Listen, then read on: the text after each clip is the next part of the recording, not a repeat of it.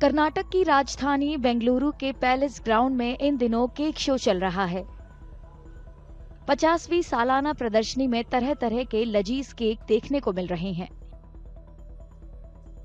प्रदर्शनी my baker smart के सहयोग से the institute of baking and cake art ने आयोजित की है।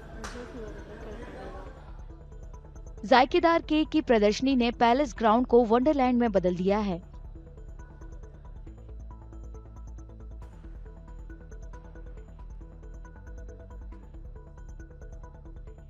For us, 50th year is a proud moment for kind of being a part of this cake show, and every year we kind of create different themes.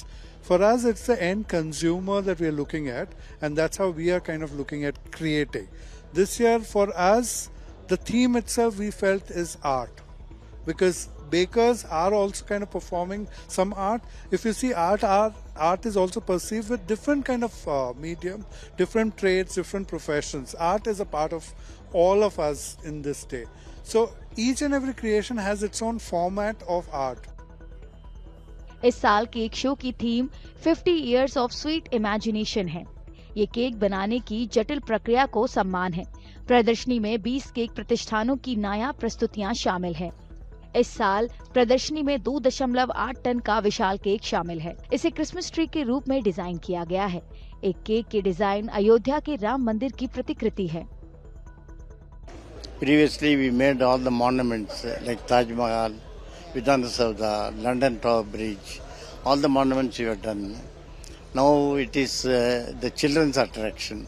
So now what they are doing is all connected to children and very interesting.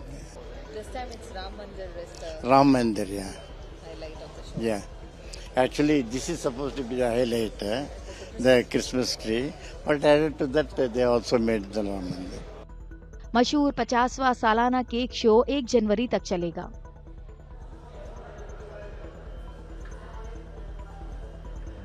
जैसे कि मैं सो रहा हूँ तो पिताजी को जगाना है मुझे, तो वो डायरेक्ट उठाने के बजाय, और हिंसा की परंपरा मेरे यहाँ नहीं थी सौभाग्य से, तो वो क्या करते थे कि उस कमरे में आ जाएंगे या बाहर से गुजरेंगे और चौपाई बोलेंगे, प्रात काल उठ गए रघुनाथा